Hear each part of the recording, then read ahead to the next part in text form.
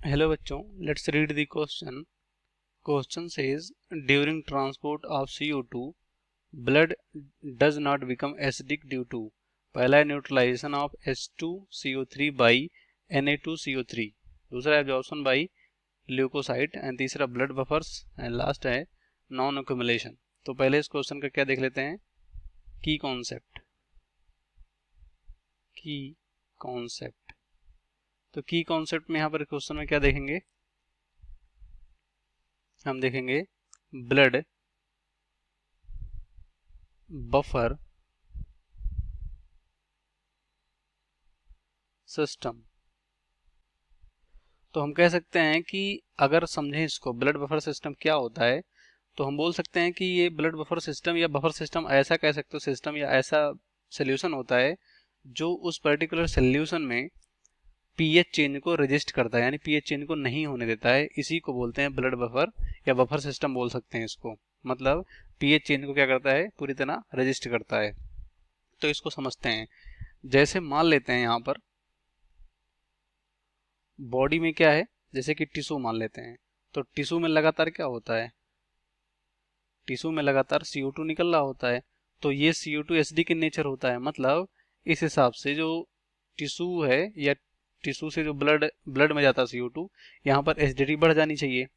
लेकिन यहाँ पर कह सकते हो इस ब्लड में, मतलब जो जहाँ पर CO2 जा रहा है, इस ब्लड में क्या होता है, बफरिंग एक्शन होता है. क्या होता है, बफरिंग एक्शन. जैसे कि हमने पहले बताया, मतलब ऐसा एक्शन जो पीएच चेंज को नहीं होने देता है.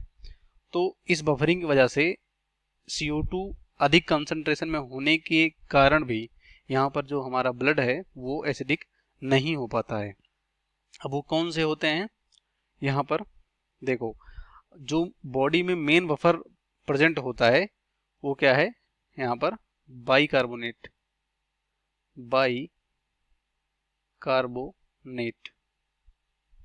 हमारा बाइकार्बोनेट यहाँ पर मेन बफर की तरह काम करता है.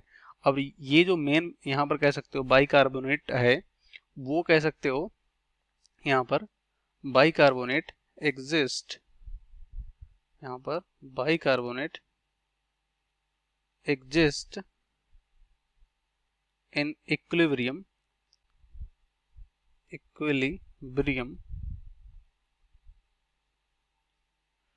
with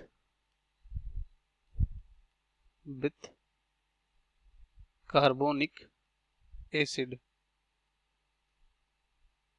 तो यहाँ पर ये जो बाइकार्बोनेट है ये एग्जिस्ट करता है इक्विलिब्रियम कार्बोनिक एसिड के साथ, जिससे कि यहाँ पर कह सकते हो ब्लड का पीएच, या यहाँ पर कह सकते हो ब्लड एसिडिक नहीं होता है.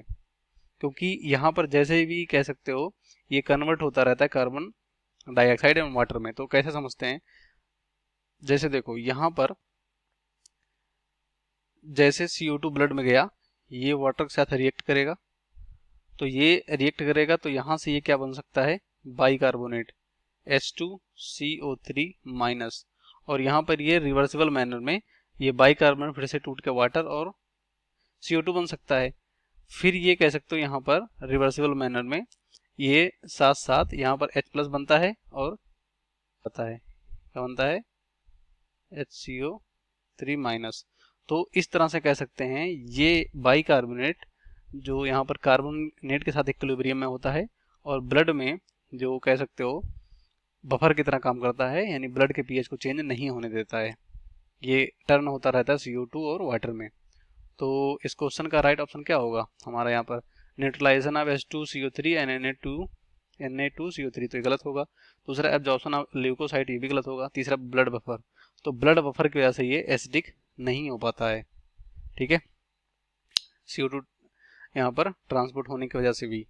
तो यही इस क्वेश्चन का राइट होगा. लास्ट में नॉन एक्युमुलेशन, तो ये भी गलत हो जाएगा. इस क्वेश्चन का राइट ऑप्शन थर्ड होगा, बाकी यहाँ पर सभी गलत हो जाएंगे. Hope you understand it well. Best of luck. Thank you.